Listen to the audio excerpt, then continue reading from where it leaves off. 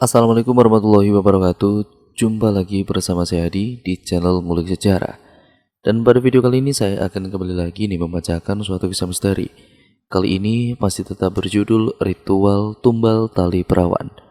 Cerita kali ini masih tetap ditulis oleh Mbak Nafila, yang nantinya kalian juga bisa mengunjungi tweet beliau secara langsung. Yuk, daripada kita lama-lama, daripada kita penasaran bagaimana kelanjutan ceritanya, karena kali ini kisahnya memasuki part yang kedua ya teman-teman. Jadi untuk kalian yang belum menonton part pertamanya, saya sarankan untuk kalian menontonnya terlebih dahulu, agar kalian paham dan mengerti keseluruhan alur ceritanya dari awal sampai akhir nanti. Yuk kita langsung saja mulai ceritanya. Perhatikan baik-baik, karena ceritanya akan segera saya mulai.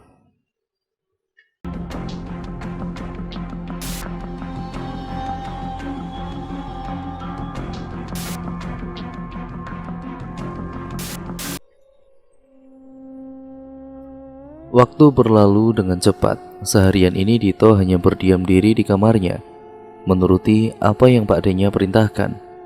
Ada rasa bosan yang muncul, ingin rasanya pergi mencari udara segar.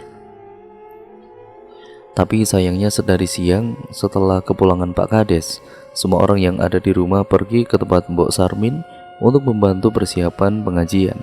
Baru pada sore sehabis asar mereka semua baru pulang. "Sini makan dulu," ucap nenek sambil menepuk-nepukkan tangannya saat melihat Dito datang dari arah kamarnya. "Mbok Sarmin kemana?" tanya Dito yang sudah duduk di sebelah neneknya. "Dia masih di rumahnya. Nanti malam ada pengajian, mendoakan anaknya. Kamu mau ikut atau bagaimana?" jawab nenek sambil menyodorkan teh hangat untuk Dito. Awalnya Dito ingin ikut ke tempat Mbok Sarmin, tetapi dia ingat dengan ucapan laki-laki yang mengatakan bahwa kematian Ningsi merupakan aib desa, dan lagi pula Dito juga orang asing di desa ini. Jadi lebih baik dia tidak ikut ke tempat Mbok Sarmin.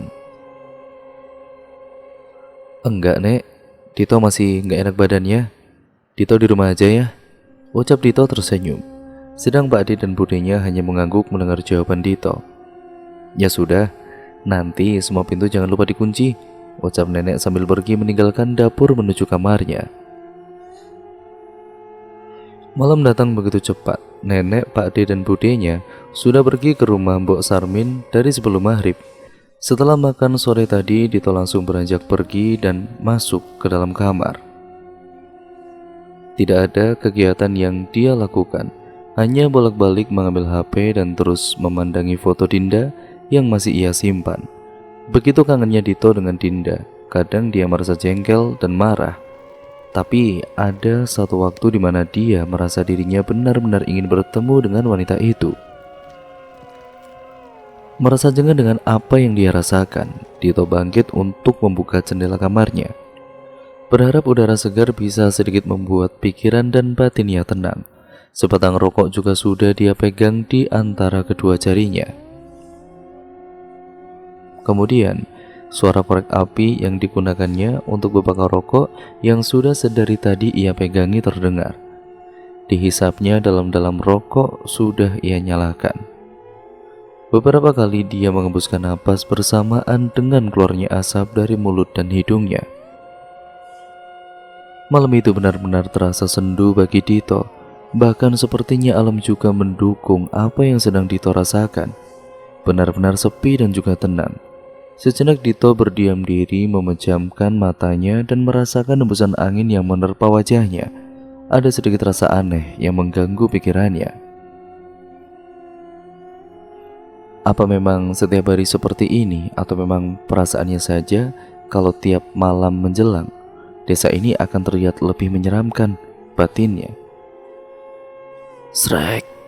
Seketika Dito membuka mata, ada seseorang yang sedang membuka pintu. Dito terdiam dan mendengarkan, alih-alih ada suara neneknya atau anggota keluarga yang lain, justru keheningan yang membuat bulu kuduk Dito berdiri.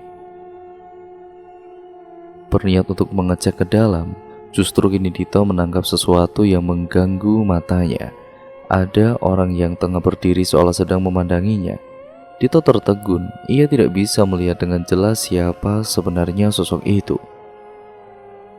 Cahaya dari tiang listrik, naungan bayangan dari pepohonan, dan kabut tipis membuat pandangan Dito sedikit kabur. Gledak! Dito tiba-tiba tersentak dan menengok. Ada sesuatu yang jelas sekali membanting salah satu perabot yang ada di dapur neneknya. Teringat dengan siluet orang yang tengah memperhatikannya, Dito ini kembali berpaling melihat ke arah luar. Namun sosok tersebut sudah tidak ada. Padahal Dito hanya memalingkan kepalanya sepersekian detik saja. Tiba-tiba, bulu kuduknya ini meremang. Segera dia membuang rokoknya keluar dan menutup jendela dengan rapat. Dengan perasaan yang tidak enak, Dito mencoba untuk merebahkan badannya di atas kasur, berharap agar matanya bisa terpejam dan tertidur dengan pulas. Baru saja dia memejamkan matanya, terdengar jelas suara lirih tangisan wanita. Dito langsung duduk. Dia mencoba mendengarkan dengan seksama.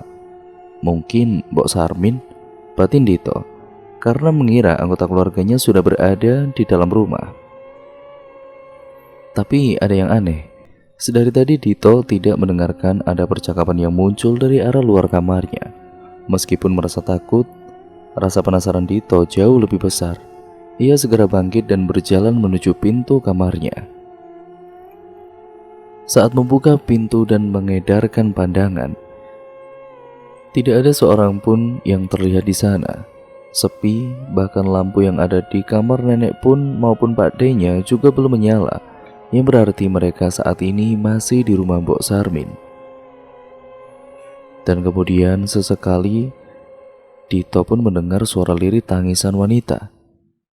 "Nek," panggil Dito. Tidak ada jawaban sama sekali. Jantung Dito berdebar semakin kencang. Ia mulai berjalan menuju ke arah dapur. Dihidupkannya lampu-lampu yang belum menyala, berharap dengan penerangan dia bisa melihat sumber suara tersebut. Hingga saat dia sudah berada di ambang pintu dapur, juga tidak terlihat seorang pun berada di sana. Dito sudah ingin kembali ke kamarnya, tapi ada sesuatu yang membuat dirinya hidup bertahan di situ. Seingatnya tadi dia sudah menutup pintu dapur saat orang-orang sudah pergi ke tempat Mbok Sarmin. Siapa yang membuka pintu belakang? Apa tadi ada yang sudah pulang terus pergi lagi dan lupa menutup pintu? Batin Dito keheranan. Sekali lagi, Dito pun mengedarkan pandangannya ke setiap sudut dapur, tapi tidak mendapati ada orang di sana. Melangkah berniat untuk menutup pintu, Dito melihat sedikit ke arah luar. Pandangannya tertuju pada seseorang yang sedang duduk meringkuk. "Nek," ucap Dito dengan pelan, tapi tidak ada jawaban. Jelas sekali wanita itu sedang menangis. Tangisan pilu membuat siapa saja yang mendengarkannya akan merasa iba. Dito melangkah pelan mendekati sosok tersebut. Dia tidak berpikiran sama sekali tentang sesuatu hal-hal yang mistis. "Bude?" Sekali lagi Dito mencoba memanggil, tapi sama saja tidak ada sautan dari sosok itu. Menghela nafas, Dito kembali melangkah. Namun betapa kagetnya dia, wanita itu memanglingkan kepalanya dengan cepat. Bahkan Dito seperti mendengar suara seperti tulang yang dipatahkan menjadi dua. Kini di hadapan Dito ada sosok Ningsih, perempuan yang ia lihat jasadnya pagi tadi. "Tolong mas, tolong aku. Ini bukan anakku mas, tolong," ucapnya sambil mengangkat benda merah yang ada di tangannya. Melihat itu, sontak Dito langsung menutup pintu dengan cepat. Dia berlari masuk ke dalam kamarnya buru-buru. Dia mengunci pintu. Napasnya memburu, jantungnya berdetak lebih cepat dari biasanya. Astagfirullah, astagfirullah. Berkali-kali Dito menyebut nama Allah. Ini baru pertama kalinya dia melihat setan. Setengah berlari Dito menuju ke arah meja. Dia segera mengambil handphone yang sedari tadi tergeletak di sana. Tangannya begitu gemetar. Tanpa sadar badannya sudah basah kuyup oleh keringatnya sendiri. Dito mencoba menghubungi Pak D-nya, sia-sia tidak ada jawaban. Kembali dia mencoba menghubungi budenya, beruntung. "Halo, kenapa Dito?" ucap Budi dengan lirih. Terdengar di belakangnya orang-orang sedang mengaji. Bude, tolong Bude. Tiba-tiba saja sambungan telepon mati. Ah, sial, ucap Dito dengan panik. Dito terdiam, kini ada sesuatu yang berjalan mondar-mandir di depan kamarnya. Tanpa aba-aba, langsung saja Dito membuka jendela dan melompat keluar. Dia berlari dan terus berlari. Tidak peduli ke arah mana tujuannya, Dito berlari sekuat tenaga. Hingga saat sadar, dia sudah ada di depan sebuah rumah yang cukup besar. Dito terus mengetuk pintu rumah itu, sambil sesekali melihat ke arah belakangnya. Napasnya masih memburu. Ingatan bagaimana wujud setan Ningsih benar-benar masih terpental jelas di depan matanya. Pintu rumah terbuka, dia mendapati ada seorang wanita yang tengah berdiri sedang menggendong anak laki-laki. "Tolong Bu, tolong," ucap Dito meminta bantuan kepada wanita tersebut. Mas kenapa?" Pak, teriak wanita itu ke dalam rumah. Beberapa saat kemudian, seorang laki-laki muncul. "Dito, kamu kenapa?" "Sudah masuk dulu," ucapnya sambil membawa Dito masuk ke dalam rumah. Beberapa saat Dito tidak bisa bicara. "Sudah, kamu tenang dulu, ini diminum," kata Prianto sambil memberikan segelas air kepada Dito. "Apa yang terjadi?" tanya Prianto saat melihat Dito sudah mulai tenang. "Tadi di rumah Nek Harjo," Dito menceritakan apa yang terjadi pada dirinya. Dari mulai dia melihat ada orang yang mengamati dari jauh, sampai sosok Ningsih yang meminta tolong. Prianto yang mendengar cerita Dito sejenak tertegun. Kemudian dia bangkit dan segera meminta istrinya untuk menghubungi Marwanto kalau Dito saat ini sedang berada di rumah mereka. "Sekarang kamu tenang dulu. Setelah ini biar Marwanto datang untuk menjemputmu." Benar saja, tidak berselang lama terdengar suara sepeda motor yang berhenti di depan rumah Prianto. "Assalamualaikum." "Waalaikumsalam. Masuk duluan," ucap Pak Prianto memberi silakan Pak D untuk masuk. "Kamu itu kenapa toh Dit? Tadi budemu kok bilang kamu telepon dan meminta tolong. Saat dicek di rumah kamu kok sudah tidak ada," ucap Pak D-nya khawatir. "Sudah tenang dulu, kasihan keponakanmu," kata Pak Prianto. Karena saat itu Dito masih terlihat syok sekali. Butuh beberapa waktu bagi mereka untuk menunggu dan menenangkan. "Tadi Pak D, saat Dito di rumah, Dito melihat setan Ningsih," ucap Dito dengan bergidik. Ini benar-benar pengalaman pertama bertemu dengan yang namanya hantu. Baginya di kota besar tidak ada yang namanya hantu atau setan atau apapun sebutannya. "Serius kamu?" tanya Pak D yang masih tidak percaya. Lantas kemudian Pak Prianto memberitahu secara detail apa yang Dito ceritakan kepadanya. Ada raut kekhawatiran yang muncul dari diri Pak Prianto. "Masalahnya itu siapa yang sedang bermain-main dengan ilmu hitam itu, Pri?" ucap Pak D. Mendengar hal itu, Dito langsung mendongak. Kalau seperti ini jelas keponakanku yang bisa dituduh sebagai dalang dari semua ini. Dia baru saja datang ke desa ini, sorenya bertemu Ningsih, dan paginya Ningsih sudah meninggal, ucap Pak D gelisah. Dito yang mendengar ucapan Pak D benar-benar bingung apa yang sebenarnya sedang terjadi. Dalang apa? Batin Dito sambil melihat Pak D-nya. "Kamu yang tenang, Wan. Sebisa mungkin kita cegah orang yang sedang menuntut ilmu hitam itu. Hanya kamu dan beberapa warga desa saja yang tahu. Besok keponakanku datang ke sini. Dia mengerti hal-hal yang gaib.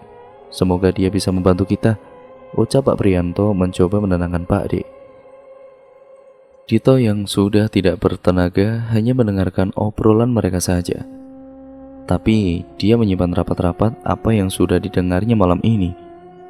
Sebelum Dito dan juga Pak D-nya itu pulang, Pak Prianto berpesan agar kejadian yang dialami Dito sebisa mungkin dirahasiakan, terutama pada Mbok Sarmin. "Setelah ini kamu langsung bersih-bersih dan tidur. Jangan buka jendela kalau mau merokok di dalam kamar atau ruangan keluarga saja.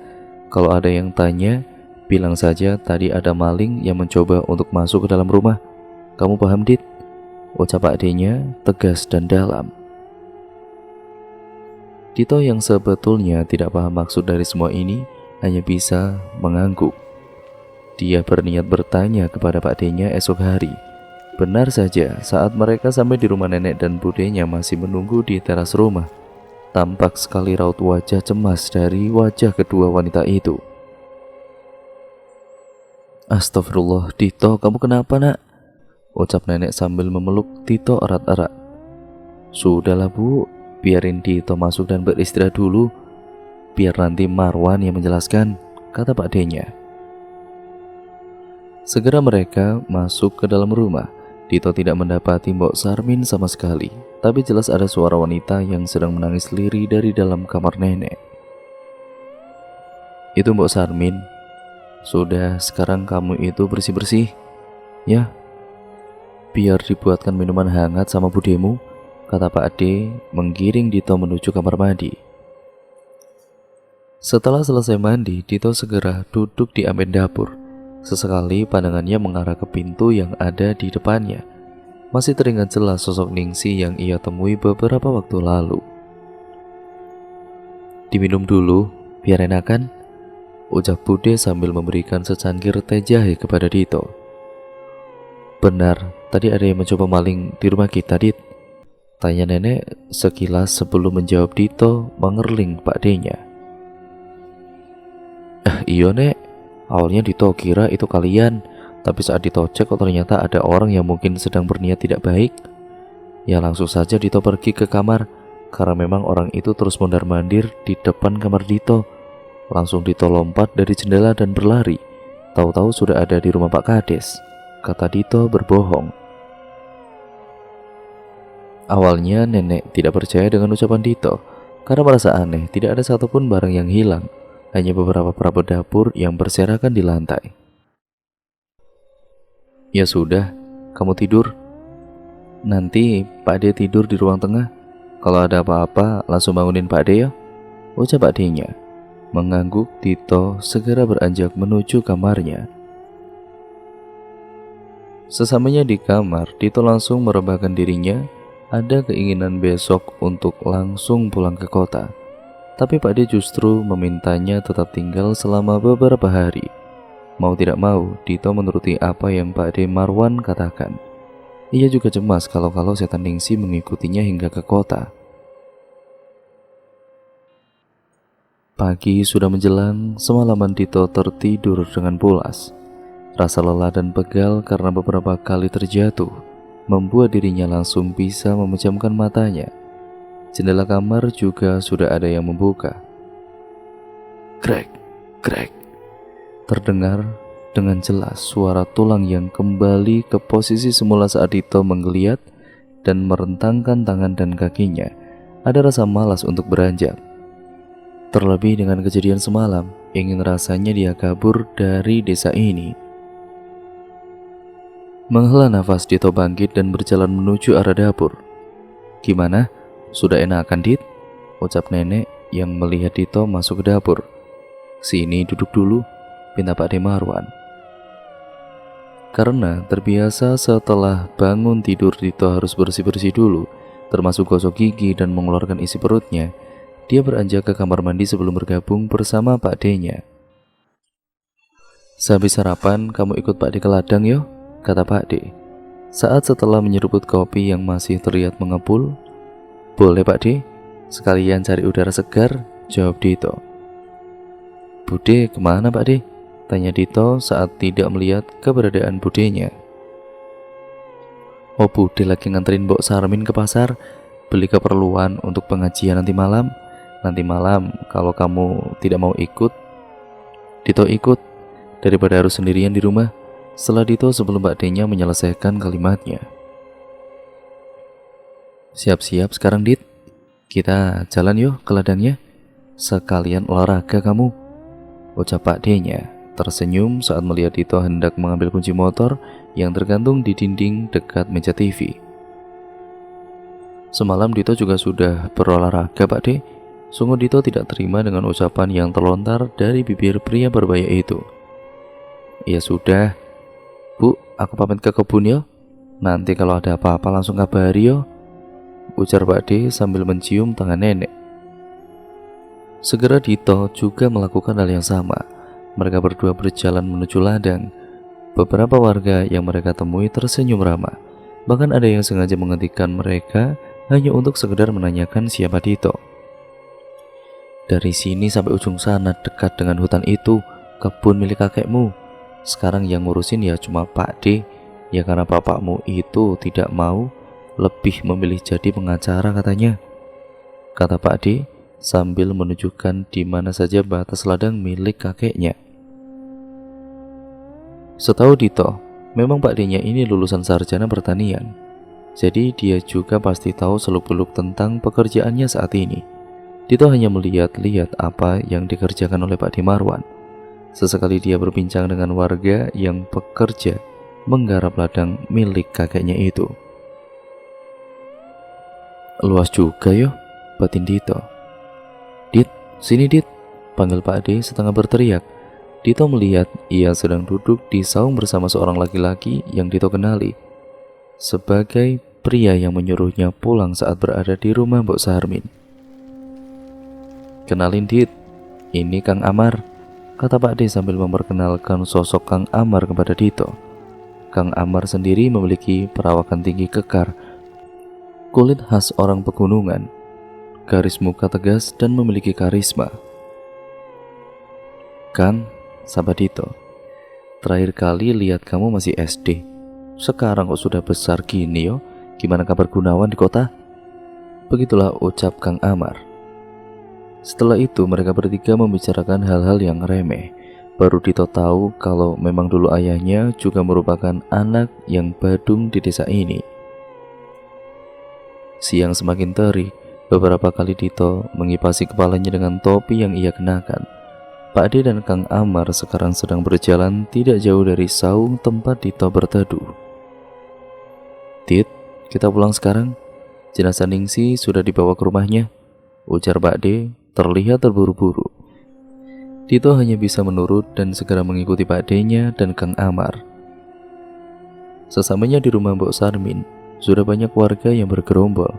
Beberapa sedang menyiapkan kursi dan sebagian lainnya bergegas menuju pemakaman untuk membuat liang lahat bagi Ningsih. Jangan jauh-jauh dari Pak D, ucap Pak D-nya sambil menyeret Dito untuk dekat-dekat dengannya.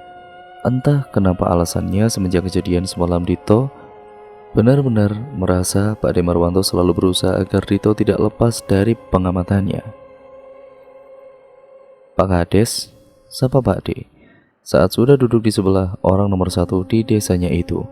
Beda sekali dengan nada pembicaraan yang Dito dengar semalam. Kini Pak D sedang berbicara dengan pemimpinnya, bukan dengan teman sebayanya. Mar, dari mana? Jawab Pak Kades tersenyum. Setelah pemakaman, kalian datang ke rumah yo? Lanjutnya lirih yang hanya bisa didengar oleh mereka bertiga. Prosesi pemakaman Ningsih berlangsung begitu sangat cepat. Jarak antara rumah dan kuburan tidak terlampau jauh. Sebelum prosesi pemakaman dimulai, Dito sengaja membantu warga desa untuk menyiapkan segala sesuatunya. Beberapa kali dia melewati tempat di mana jasad Ningsih ditemukan. Mungkin ini hanya perasaannya saja, tapi tiap kali dia melintas, bau amis selalu tercium olehnya. Jasad Ningsih sudah selesai dikuburkan. Tidak ada sesuatu yang terjadi saat prosesi pemakaman. Hanya Mbok Sarmin yang terus-menerus menangis dan pingsan beberapa kali. Wajar, pikir Dito, ya karena ditinggal anak semata wayangnya. Orang tua mana yang tidak sedih saat melihat anaknya pergi mendahuluinya? Dito ikut ke rumah Pak Kades, Pak D, tanya Dito dengan lirih saat mereka semua berjalan kembali dari pemakaman. Iya, ikut saja, ucap Pak D yang kini berjalan mendahului Dito. Sesamanya di rumah Pak Kades, nampak sudah ada beberapa orang, termasuk Kang Amar dan sosok yang pernah Dito temui sebelumnya. Arif, ucap Dito sedikit kaget, tidak menyangka kalau dia akan dipertemukan lagi oleh orang yang menurutnya asik, tapi sedikit aneh. Loh, kalian saling kenal, kata Pak Prianto keheranan. Ini pemuda yang Arif ceritakan, Pak, ucap Arif tersenyum sambil menyalami Dito dan Pak De Marwanto, seolah keberadaan mereka tidak layak menjadi konsumsi publik. Pak Prianto menggiring mereka untuk duduk di teras belakang rumahnya. Seteko kopi dan makanan ringan juga sudah tersaji. Tidak luput sebelum mereka masuk, semua orang wajib atau diwajibkan untuk membersihkan diri dahulu. Mengingat di rumah itu ada seorang balita, khawatir jika ada sawan yang menempel dari kuburan. Jadi Mbok Sarmin sudah mengetahui penyebab kematian Ningsih? Tanya Pak Amar. Seketika atmosfer yang berada di ruangan itu berubah. Yang awalnya santai, penuh dengan gurauan, kini semua menatap Pak Amar dengan sungguh-sungguh. Sudah, tadi saat aku berada di rumahnya, aku meminta Mbok Sarmin dan Nek Harjo untuk berbicara sebentar, ucap Pak Prianto. Terlihat asap dari rokok yang ia hisap keluar dari bibir dan hidungnya. Jadi, apa penyebab kematian Ningsih? Apakah benar dia bunuh diri? Tanya Pak Amar. Ya tidak, penyebab kematiannya memang gantung diri, tapi ada faktor lain yang membuatnya meninggal. Ada seseorang yang memaksa janinnya keluar dan membawa ari-ari si jabang bayi, ucap Pak Prianto dengan menutup matanya. Dito yang mendengar hal itu merasa merinding hebat. Bulu kuduknya tiba-tiba berdiri, mengingat setan Ningsih yang ia temui tadi malam. Biadab, orang yang melakukan itu sudah tidak bisa dikatakan lagi sebagai manusia, geram Pak D mendengar penuturan Pak Kades. Sekarang masalahnya bukan di situ. Pelaku ini memang bukan lagi manusia, tapi iblis yang menyerupai manusia. Kalau kita membiarkan orang ini berkeliaran, kejadian itu akan terulang kembali. Ingat, 3-4 bulan setelah kematian Asih, ada korban selanjutnya dengan kondisi yang sama, walaupun kondisinya jasadnya terbilang jauh lebih baik, ujar Pak Prianto dengan serius. Dito hanya dia mengamati orang-orang di sekitarnya. Kalau memang ini pertemuan rahasia agar tidak menghebohkan warga, kenapa pula Dito yang bisa dikatakan orang asing justru ikut duduk di antara orang-orang ini? Kau tahu kenapa orang ini meninggalkan jasad Ningsih dan janinnya dan hanya membawa ari-ari dari bayi yang bahkan masih dalam hitungan bulan? Tanya Pak Amar kepada setiap orang yang sedang duduk di sana. Kepala Dito mulai terasa berat. Dia tidak memahami apa yang sedang dibicarakan orang-orang ini. Sedang Arif juga sedari tadi hanya dia memperhatikan. Sesekali mata mereka ini bertemu, tapi Dito tidak bisa menangkap apapun yang mereka maksudkan.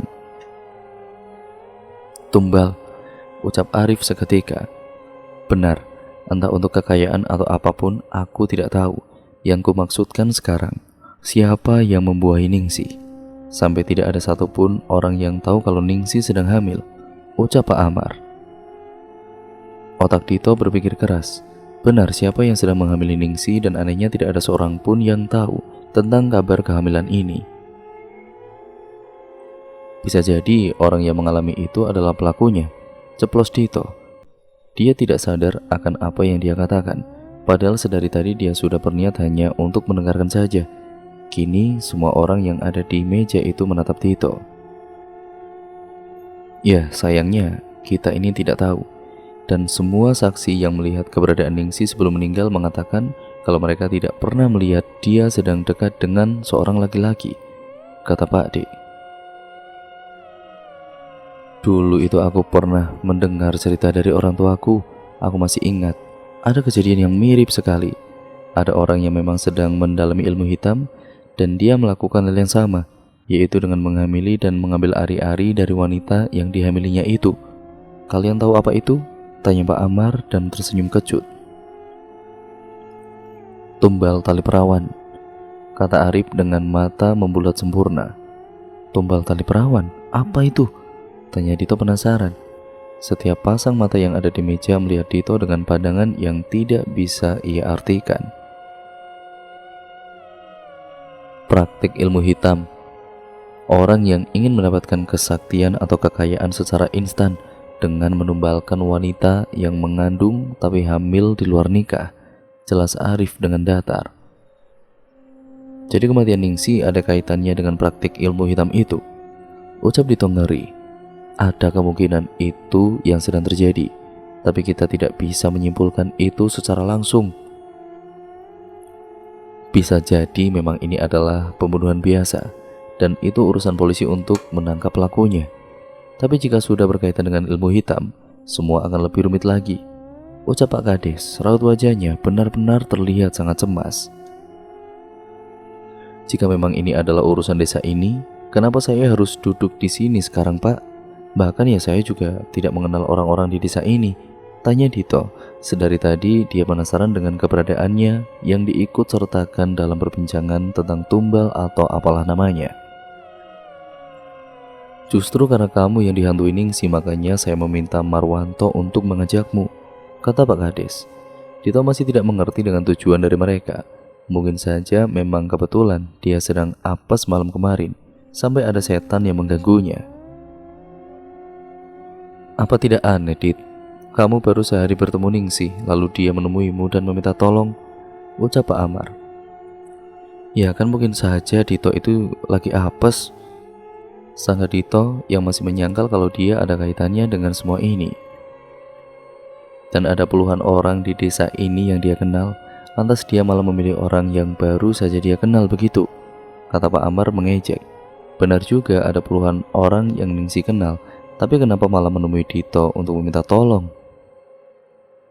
Paham sekarang, ada orang yang sedang mengincarmu. Aku harap diriku salah. Tapi kalau benar, teror dari Ningsi tidak akan berhenti dalam satu malam, ucap Pak Amar melihat Dito lekat-lekat. Sedangkan Dito dia hanya terdiam ngeri dengan apa yang diucapkan oleh Pak Amar. Saat memandang Pak D-nya pun dia juga tidak mendapat jawaban sama sekali. Dito dan Pak D Marwanto sudah berada di rumah Nek Harjo. Setelah selesai membicarakan tentang kematian Ningsi, mereka segera pamit untuk pulang. Terlebih memang langit sudah mengabu. Tidak baik untuk keluar malam-malam di waktu seperti ini. Dit, ucap Pak D, tengah berdiri di ambang pintu kamar Dito. Iya Pak D, jawab Dito, yang langsung duduk dari pembaringannya. Pak D berjalan masuk ke dalam kamar dan membuka jendela yang sedari tadi Dito tutup. Udara dingin langsung terasa menyeruak, membuat tubuh Dito berkedip ngeri. Saat Dito melihat keluar, ada sedikit kerisauan dalam batin Dito. Desa itu tampak benar-benar sepi dan juga mencekam. Ditambah kabut tipis yang sudah mulai turun, tiba-tiba saja dia merasa kangen dengan ayah, ibu, dan juga Nisa. Jangan sampai orang rumah sampai tahu soal apa yang kita bicarakan tadi itu di rumah Prianto, Dit, kata Pak D menoleh menatap Dito. Oke Pak D, Dito belum cerita apapun dengan siapapun kok. Pak D tahu apa yang kamu pikirkan, tapi percuma saja jika kamu kembali ke kota. Kalau memang benar ada orang yang sedang mengincarmu, justru malah bahaya jika sekarang kamu jauh dari Pak D dan juga yang lainnya, lanjut Pak D yang sudah kembali menatap keluar. Tapi kenapa mereka mengejar Dito, Pak D? Tanya Dito langsung. Jelas sekali Dito kebingungan. Walau bisa dibilang dirinya berakar dari desa ini, akan tetapi sudah lama sekali Dito tidak berkunjung. Jangankan mencari masalah, kenal dengan orang desa saja ya juga tidak. Tenanglah, Pak D dan juga yang lainnya juga sedang mencari tahu. Semoga benar tidak ada hubungan antara kematian Ningsi dan juga kedatanganmu di desa ini, ucapnya sambil berlalu meninggalkan Dito dalam kegalauan. Beranjak, Dito mengambil rokok dan segera membakarnya. Ingin rasanya mengumpat, niat hati berharap bisa melupakan Dinda. Malah sekarang dia harus bermain-main dengan sesuatu yang sama sekali tidak diketahuinya. Semuanya berputar di kepala Dito, Dinda, Ningsi, tumbal, ilmu hitam. Bodoh amat dengan semua itu, ucapnya dengan jengkel. Tidak mau melihat sesuatu yang membuat sakit jantung, bergegas Dito menutup kembali jendela kamarnya. Entah berapa lama Dito duduk termenung, berbatang-batang rokok sudah ia bakar, berharap bisa menenangkan pikirannya. Srek, Dito terdiam mematung. Ia mendengarkan dengan cermat. Jelas sekali baru saja ada sesuatu yang bergerak di luar kamarnya. Ketakutan kembali menjalar di dalam diri Dito. Meski tidak tahu pasti apa yang sedang bergerak di luar, tetap saja bayang-bayang mengerikan itu pun muncul di pikiran Dito. Srek. Kembali lagi suara itu muncul, kini malah diikuti dengan bau yang sedikit menyengat. Mengendus-ngendus, Dito mengingat-ingat di mana dia pernah mencium bau seperti ini. Sepersekian detik, dia belum menyadari. Dak, Dito ingat. Detak jantungnya tiba-tiba saja berdebar dengan kencang. Matanya membulat ketakutan. Ia benar-benar merasakan ini bau amis yang dia temui saat berada di rumah Ningsih. Bau amis darah yang bercampur dengan tanah. Jantungnya tiba-tiba berdebar semakin keras sampai suara detakannya mencapai telinga Dito. Buru-buru Dito beranjak dan segera membaringkan tubuhnya di atas kasur. Disabetnya headset yang ada di meja dan segera dia pasang di telinga. Tangannya gemetar hebat saat menutul-nutul layar handphone yang sedang ia genggam. Mencari keterangan, Dito memilih untuk mendengarkan ayat-ayat suci Al-Quran. Duk, duk, duk. Dito tersentak, kamarnya benar-benar gelap. Sejenak ia tidak bisa melihat apapun di sekitarnya. Butuh waktu beberapa detik untuk membiasakan penglihatannya dalam kegelapan yang tidak wajar ini. Srek. Dito menoleh dengan cepat. Ada sesuatu di ujung kamarnya, seseorang yang sedang berdiri. Dito tidak bisa melihat siapa sosok itu.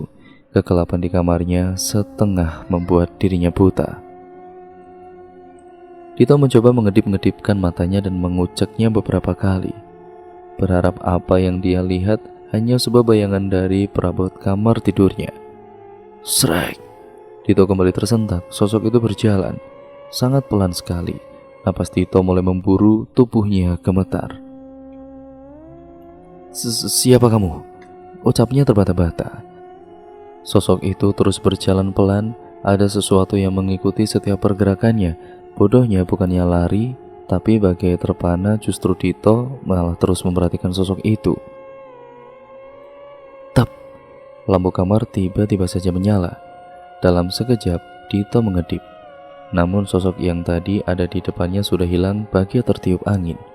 Selingkuhan Dito tidak mendapati apapun di dalam kamarnya. Mungkin cuma halusinasiku saja ya, ucapnya sambil menyeka keringat yang muncul di dahinya. Dia kemudian menghela nafas panjang. Dito kembali berbaring.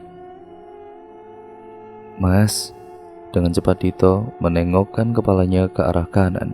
Bocah-bocah itu benar-benar dekat sekali dengan muka Dito. Terasa sekali hembusan napas yang muncul dari kedua hidung wanita itu. Mas, tolong aku mas, tolong, ucap Ningsih lirih. Dito hanya bisa menatap syok, mulut dan tubuhnya terkunci rapat. Dito sama sekali tidak bisa bergerak. Mas, tolong aku, mas, tolong aku, teriak Ningsih. Bau yang muncul berasal dari mulutnya benar-benar busuk dan memuakan. Dito tiba-tiba saja bisa bergerak. Dia langsung melompat hingga terjatuh di pinggiran dipan. Ningsih masih ada di depannya. Kini ia sudah berdiri. Mukanya pucat dengan darah segar yang mengalir dari selangkangannya, membuat sprei kasur Dito menjadi merah gelap. Pergi, pergi kamu, teriak Dito. Dito kemudian tersentak terbangun. Tubuhnya benar-benar basah oleh keringat. Mimpi yang barusan dia alami benar-benar terasa nyata. Napasnya begitu cepat seperti baru saja berlari ratusan kilometer. Astagfirullah, ada apa ini sebenarnya? Ucap Dito. Dia mengusap mukanya. Belum juga jantung Dito berdetak normal, ini ia mendengar ada seseorang yang tengah berjalan di luar kamarnya. Dia tengok jam sudah menunjukkan pukul 2 pagi. Dalam ketakutan, dia mencoba untuk melihat siapa tahu Pak D-nya belum tidur.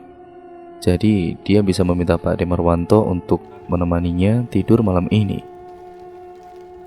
Langkah kaki itu sudah menjauh dari kamar Dito. Jelas sekali dari bayangannya dia sedang menuju ke arah dapur. Dito membuka pintu kamarnya. Saat melihat ke ruang tengah, ternyata Dito mendapati Pak D-nya sedang tertidur dengan pulas. Rasa takut kembali menghantui batinnya. Namun dia juga merasa penasaran, apalagi kandung kemihnya juga terasa penuh sekali. Sekalian ke kamar mandilah, pikir Dito. Dito berjalan ke arah dapur. Sekali lagi, saat sudah sampai di ambang pintu, Dito tercengang, mendapati ternyata suara langkah kaki itu berasal dari budenya. Mengendap-endap Dito mengikuti dan mengintip dari pintu yang sedikit terbuka. Dilihatnya Bude Ijah sedang berjalan menuju ke arah desa. Bude mau kemana? Ucap Dito penasaran. Dan cerita pun akhirnya berlanjut ke part yang selanjutnya lagi ya teman-teman, yaitu part yang ketiga. Jadi untuk kalian yang belum menonton part sebelumnya, saya sarankan untuk menontonnya terlebih dahulu agar kalian mengerti keseluruhan alur ceritanya. Jangan lupa like, comment, dan share, serta subscribe, nyalakan tombol lonceng notifikasinya. Dan juga jangan lupa untuk kalian tetap support channel ini dengan cara seperti itu ya teman-teman. Dengan cara kalian menonton channel ini dari awal sampai habis, sampai kalian ini mengerti keseluruhan alur ceritanya. Dan jangan lupa pula untuk like, comment, dan subscribe, serta nyalakan tombol lonceng notifikasinya juga, seperti yang saya bilang tadi. Itu sudah membantu channel ini menjadi channel yang jauh lebih baik lagi ya teman-teman. Sekian ya teman-teman, video ini saya akhiri dan sampai berjumpa di video terbaru selanjutnya. Dan juga kelanjutan dari cerita ini yang saya akan bacakan atau bawakan di video selanjutnya. Jadi tetap stay tune terus di channel ini. Kurang lebihnya mohon maaf, video ini saya akhiri. Wassalamualaikum warahmatullahi wabarakatuh.